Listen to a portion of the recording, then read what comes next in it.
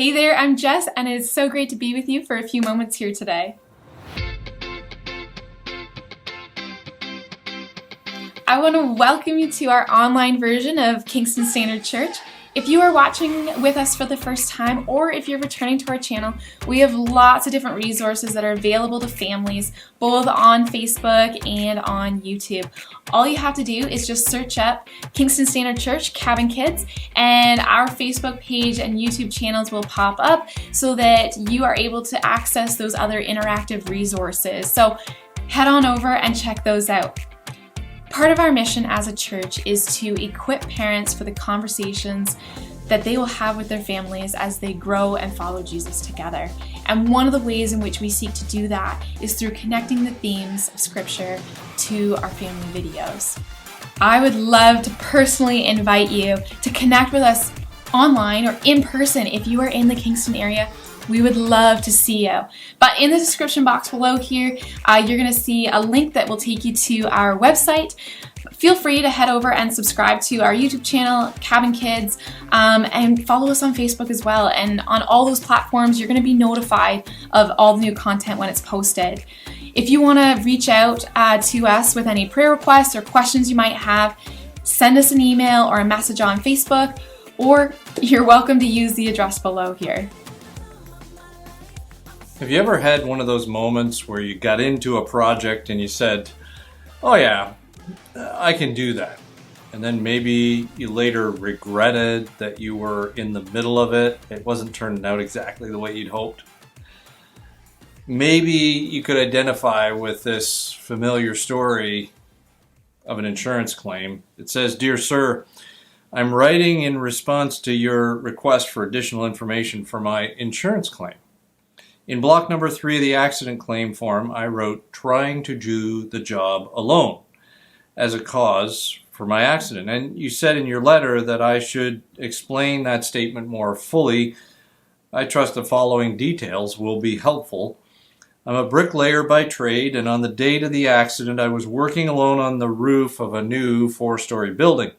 When I completed my work, I discovered that I had about 500 pounds of bricks left over. Rather than carrying the bricks down by hand, I decided to lower them in a barrel by using a pulley that was attached to the side of the building at the 4th floor. So securing the rope at ground level, I went up to the roof and swung the barrel out, and I loaded the bricks into it. And then I went down to the ground and untied the rope, holding it tightly to ensure a slow descent of these 500 pounds of bricks. I direct your attention to block number 22 of the claim form that shows you that my weight is 150 pounds. I was incredibly surprised at being jerked off of the ground so suddenly, so I lost my presence of mind and forgot to let go of the rope. And I proceeded up the side of the building at a very fast rate of speed. And in the vicinity of the 2nd floor, I met the barrel coming down. This explains my fractured collarbone. But I was slowed only slightly and continued my rapid ascent, not stopping until the fingers of my right hand were 2 knuckles deep in the pulley. And by this time, I had regained my presence of mind and realized I needed to hold on to the rope in spite of my pain. However, at the same time, the barrel of bricks hit the ground and the bottom fell out. Absent of the weight of the bricks, the barrel now weighed 50 pounds. I refer you again to box 11 regarding my weight. So as you can imagine, I began a rapid descent down the side of the building. In the vicinity of the 2nd floor, I met the barrel coming up, and this accounts for the fractures to my ankles and the lacerations on my legs. This second encounter with the barrel slowed me enough to lessen my injuries so that when I fell on the pile of bricks, fortunately only 3 ribs were cracked. However, as I lay on the bricks in pain and unable to stand, I am sorry to report I again lost my presence of mind and let go of the rope. And the empty barrel, weighing 50 pounds, weighed more than this rope, and so it came down and broke both my legs. I hope I've furnished enough information that will be sufficient to explain my injuries and assure you I will no longer be trying to do the job alone. Now, although something like this probably has never happened to you, there are definitely some times where we've looked at things, like we said, and gone, I can do that. And in life, we tend to see ourselves as independent and mostly intelligent people that could figure out most things, oftentimes with the help of a YouTube video. And so there are times in our lives where we've said, I can take care of that. And sometimes it works out. And sometimes it doesn't, right? I mean, there's crazy stories that maybe you've gotten into and you've heard of amateur plumbers or mechanics or electricians getting into trouble and making a mess of the thing that they're working on until they get so stuck they need help and they have to admit it. There are times we've jumped in with both feet sometimes and realized that we do need more help than we've thought. And we're already in the thick of it, and then sometimes it can be too late, and even then the damage can already be done. Now, in the New Testament, there's this book called Hebrews that's about what it means to follow Jesus well, and it's written to encourage people along that journey. And so the person who wrote the letter may have been a friend or follower of Paul. It may have been Paul. The person who wrote it doesn't really identify themselves for us. But they did do a great job of reminding the believers that faith in Jesus was more important than anyone or anything else. And they share with us, and especially to the people who read it first, that when we come together as people who call ourselves the church, whether it's in a church building or wherever it is, whether we meet in small groups or whether we come together to serve people around us, we're demonstrating that following Jesus is more important than anything else in life, because we give our time and our energy to be present. And we come together for the same reason that the people who originally read this letter did: to discover the path of Jesus, to live the way Jesus taught us to live, and to help each other become more like Jesus every day. So what the author helps us to see is that faith grows best when we don't try and do the job alone. Now here's the way they say it in Hebrews chapter 10, verse 23. Let us hold tightly without wavering to the hope we affirm, for God can be trusted to keep his promise. Let us think of ways to motivate one another to acts of love and good works, and let us not neglect our meeting together as some people do, but encourage one another, especially now that the day of his return is drawing near. This is really rich, and there's a lot in this statement. When I read a passage like this, I often think of all the people I've met who struggle with connecting or engaging with other people who follow Jesus. Sometimes I've met people that feel like, well, they're fine to worship God in places just by themselves, and to never ever be with other people who follow Jesus. That's the whole sum of their life of following Jesus. I've talked with people over the last few years that have kind of slid into life habits that have interrupted them from engaging with other followers of Jesus. And they've not changed those habits over time. Then there's other people who have bad experiences, and maybe they don't want to risk getting hurt. Maybe they don't want to have a risk of getting hurt again. And so they end up keeping people at a distance. And then there's people who just kind of feel like they just don't want to be a burden to someone. There's all kinds of reasons, right, as to why people would seek to follow Jesus, but then not connect or engage with people in a way that the author of Hebrews talks about here. But there's more underneath this than just trying to get us to show up on a Sunday service or to get to a small group or into an opportunity to serve. Now, a number of years ago, our family was at a retreat in a western state. It was actually the state of Colorado. And at the retreat, we were there for one particular afternoon, and they said, we want to encourage you to go out and spend time together as a family, and here's some different things that you can do, and they listed off some options, and some of those included hiking and mountains and a variety of other kind of sites that were a part of the area. Now, they did mention that you need to be aware of some things for hiking, and so you need to kind of prepare yourself, and there's some places where they'll coach you a little bit in what that means. So, as I discovered, they didn't announce publicly, but they talked with us about the fact that every year in that area that there were families who would go hiking, and in the news you would read that there was one of the children who would go missing on the hike. And it wasn't because they got lost in the woods. It was because they didn't realize that in that area the mountain lions stalk a family when they're hiking in the woods.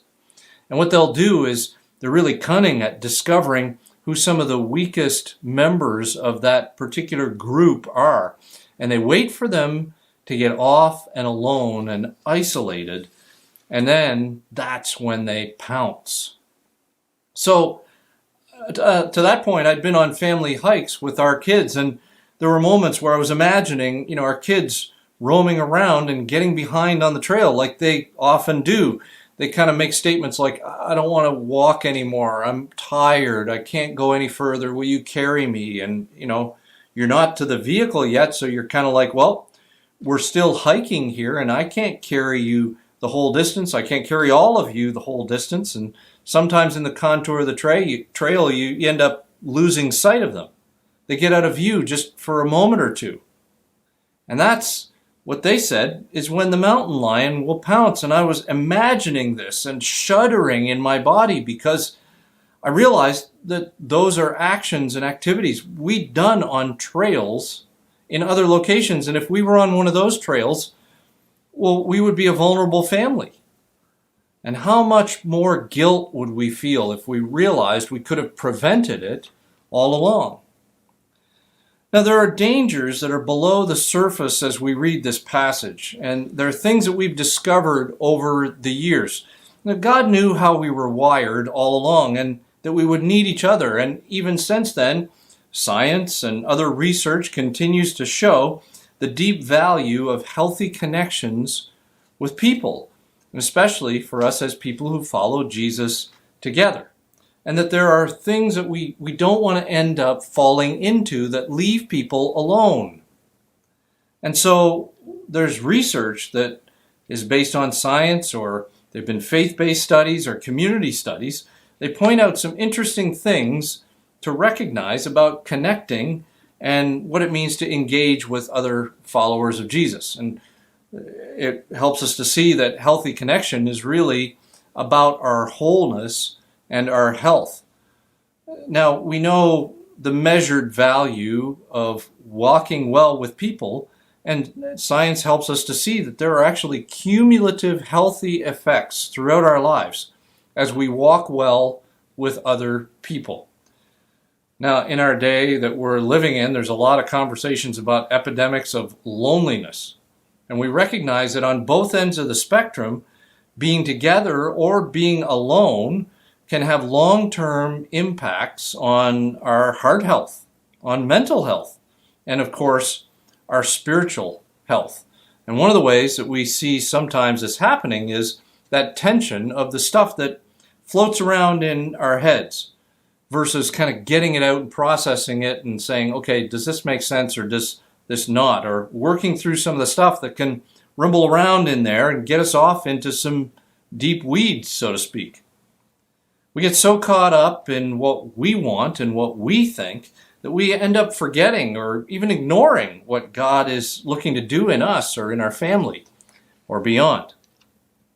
We've also discovered in this journey of science and faith-based research and a number of other kinds of community research pits that healthy connection is about resilience. We're better equipped to deal with difficult times as a result of connection. We face challenges together, and as a result, it helps with perspective. We can find ourselves in a position to respond to life as opposed to just react to it. And this is encouragement when we need it, And having that available actually comes from small, healthy deposits over a long period of time. It's called a life of interdependence. That may be a word that you've heard before, maybe you haven't. It basically means leaning on each other with the strength that God has given us. And this makes a lot of sense to us in some places of life. Like, for instance, if you were to have a goal of living physically healthy, then one of those strategies that you might choose to be a part of would relate to rest, and some of it might relate to eating, and some other might relate it to exercise. So if you started out and said, my strategy for being healthy is there's one meal a month that's going to be the healthiest meal, and then every other one, just whatever happens. And, I'm going to exercise every time I feel like it. And if I don't feel like it, well, I'm just not going to exercise. And you know what? I'm going to make sure that every night I get 4 hours of sleep. Now, if this was your strategy, it probably wouldn't work as effectively as you might think, because you'd be trying to accomplish this in bursts rather than through slow and steady deposits. You'd realize that there are consistent deposits that are needed, like a strategy for good rest each night, and that you need to eat well consistently every day, and that you probably need to exercise 3 or 4 times a week for it to have some kind of an impact so that you'll see the results of a healthy life. That's the kind of deposit we're talking about, so that resilience can be built up in our lives as we follow Jesus. It's the same idea. We often need to be around other people who are following Jesus like we are. And we need to do it, like I said, often. Once in a while, every now and then, when we feel like it, it's probably not going to be as effective as building a consistent pattern of connection and walking well with Jesus. It's just not something you can do in spurts. It's a slow and steady set of relational investments over time, so that when difficult things do happen, well, the network has been built, right? There's a healthy set of connections that share the strength that they have as we need it, and when their situation happens, we can share our strength as they need it, and it builds resilience together. The other thing we know that from the research is we know that healthy connection brings discernment. We know we have a hope in Jesus, and we know that ultimately others are designed to help us walk together to fulfill what God is doing in our lives. That can include discovering new opportunities, or working through challenging situations, or following Jesus into unknown moments of our lives to find healthy love and to care for people in a way together that we're designed to do. Some scientists even say, as it relates to discernment, that healthy connections really influence our propensity for addictions or other at-risk behavior. They're easier to identify and to kind of realize that they're unhealthy when we have good connections with people. Because if we get isolated, then we just put a bullseye on ourselves for tangents and conspiracies in our hearts and all kinds of things, for looking around for activity that ends up putting us at risk. We need the life and wisdom that God has given the people around us to help shape the days that we're working through, and to help us to see the insights and care God has placed in those people to help us to learn. Because the truth is, we don't have enough time to make all the mistakes we need to make, to learn all the things that we need to learn. We need to learn from both the successes and the failures of others. But the research also shows us that it leads to healthy connection, and it's about unity. Now, unity comes from working together with Jesus as the center of the picture, trusting each other and trusting who Jesus is growing these people to become. Well, this leads us to better cooperation, to sharing God's love with the people around us and to supporting each other in daily life and in family life. Just one example is how parents, we need other adults in the lives of our kids who will be friends with them and friends with us and will encourage our kids in faith as they grow. Because there comes a time in our children's lives where they kind of desatellite. Their orbit changes and it becomes more and more around their friends and maybe even some of these trusted adults as well. And as a family, we can influence that over time. To choose to create a healthy network of people around our children. And choosing to do that, it's the unity of Jesus and the people of the faith working together to support and love each other in growing faith in us and in our kids, pulling in the same direction with families and in so many other areas of life.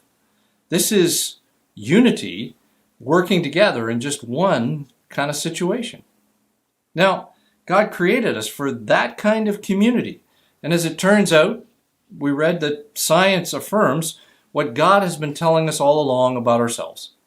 In fact, relational connection becomes almost like an antidote to many of our social challenges today. People who are well connected tend to make better choices. And when people are disconnected, they kind of end up like the old song, looking for love in all the wrong places. Or sometimes they just figure genuine connection isn't possible at all. So the bottom line is we need each other. This is what Hebrews is helping us to see. We need to trust and depend on other followers of Jesus. God gave us each other to walk alongside, to encourage and help one another in faith. Now, as people who follow Jesus, the goal of staying connected really ends up setting an example for God's unconditional love to each other and for those around us. And regardless of whether we're introverts or extroverts, we all need each other. But even so, there are some people who say, I think I just want to do the job alone. They approach following Jesus as though it was a solo sport. Sometimes they approach it as though it was a private thing, or they can walk through life and, like we said earlier, try to just keep people at a safe distance, whether they don't want to get hurt or whether they don't want to get hurt again. They can think that they can live for Jesus, but not live around other people that follow Jesus. And some of those people are in groups of people who follow Jesus. They go to church. And some of those people choose not to go anywhere to be a part of followers of Jesus. But either way, those folks are choosing to go it alone. I love the way Paul Tripp, the author, kind of sums up a passage like this. He says, we weren't created to be independent, autonomous, or self-sufficient. We were made to live in a humble, worshipful, and loving dependency upon God, and in a loving and humble interdependency with others. Our lives were designed to be community projects. Yet, the foolishness of sin tells us that we have all that we need within ourselves. So we settle for relationships that never go beneath the casual. We defend ourselves when the people around us point out a weakness or a wrong, and we hold on to our struggles within, not taking advantage of the resources God has given us. So when I think about a passage like this in Hebrews, and what it looks like lived out in the church, well, I think about a time when our family kind of pursued a 5K run together. And our kids had developed this interest in running. And so Val and I, who had zero experience with a lot of running, well, we didn't know what we were doing. And so we found this resource that was called Couch to 5K. And it was basically designed in a way that built up your endurance. And so we kind of worked with it and we're watching our endurance built up. And then we set a goal to be a part of a 5K race together in a nearby town that we lived in. And so this was our first exposure to the running community, because at this point we'd done all of our running by ourselves. And if you've ever run any kind of distance at all, regardless of how far it is, you know that there's some point in that run that you just hit this wall. And when you hit that wall, it's just like your body is saying, okay, it'd be easier for you to quit now. Probably time for you to sit down. Just quit. Forget it. But all along the path of this 5K race, and especially at the finish line, there were people who were cheering us on. And I'd not had a time in sports before where cheers of people actually helped my legs to work better. I can't explain it, but I ran better when people were encouraging me along the way in this 5K race. Our times to finish weren't really all that outstanding at all for any age group at all. We were just kind of happy to finish, but they cheered us on as though we were the winners of the new world record. And the cheering is what stays with me over time. That I know, like, the cheering made my legs work better. My feet were lighter, and I could keep going in spite of feeling like I was tired and just wanted to quit and sit down. Because running with people encouraging us is way better than running alone. And I think that's the image that we need to see in our hearts and minds. And I trust that our gathering of followers of Jesus here can be like that with people. That more and more we'll see ourselves as each other's cheerleaders. That the interdependence of our journey causes our journey to be lighter. And that we'll keep on going despite some of the moments that we feel like we just say, forget it. So when I read this passage in Hebrews, I see a lot of great reasons for engaging with a group of followers of Jesus on a consistent basis. We've talked about some of them. It's not good to go it alone. And God helps us to see this, and science kind of reinforces it, and research. And our heart really does understand that whole principle too. We generally know it's just not a good way to live. So sometimes when we're tempted to declare about following Jesus that we're just going to do that by ourselves, we're not going to engage with anybody else. Well, we know that there's enough stories of people who have gotten off track or have gotten hurt or just ended up quitting because they tried to do the job alone. And we know that our faith is stronger together, and we don't want to go it alone. So if we're interested in figuring out what healthy interdependence actually looks like and how it can continue to grow in our lives, well, the question then becomes, are we willing to make the adjustment needed for us to connect consistently? Are we willing to take the risk that connection might include? What does it look like, even in our lives, to follow through on a life of being interdependent and encouraging in a way like we're cheering others on as they cheer us on? Then the question becomes, when will we start? And is there somebody we need to talk to about helping us to follow through? Because that's where God is taking us today. The question becomes, will we go with him or will we go it alone? Let me pray for us. Jesus, I thank you for who you are. I thank you for the fact that even with who you are, you don't go it alone. There's God the Father, God the Son, God the Holy Spirit. You live in an environment where it's the three in one, and it's amazing how you're your own community. Sometimes I just marvel at that. And so you've called us to be open with each other and to live interdependently together, dependent on you and interdependently with others. And it's an amazing reality as we start to live this way. We thank you for all of what you've said about it. We thank you for the way science and research has continued to give us more clarity on how we are wired and what that looks like. God, when we get down to this moment, we just have to make the decision as to whether or not we're going to follow through. So help us to see where we need to start and what we do next so that we don't end up trying to go it alone. Because doing the job alone of following Jesus is not the healthiest way that we can live. As a matter of fact, sometimes we find ourselves like the person we read about when we started, ending up in quite a mess.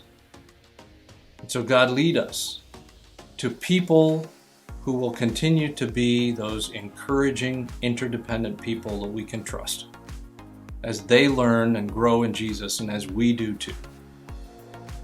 I pray that if we're trying to sort out what it means to live a life to follow Jesus, that you'd help us to find a group of people who are walking well together as people who are following Jesus to kind of walk with and to discover that together with us. We're grateful to you for the way that you love us and draw us to yourself. We thank you today. In your name I pray. Amen. Thanks so much for hanging out today. Be sure to subscribe to our YouTube channels and follow us on Facebook so that you'll be notified of the content there and stay up to date with everything happening in the church. If you enjoyed today's message, it would really mean a lot to us if you would like, comment, and share the video so that others can enjoy it too.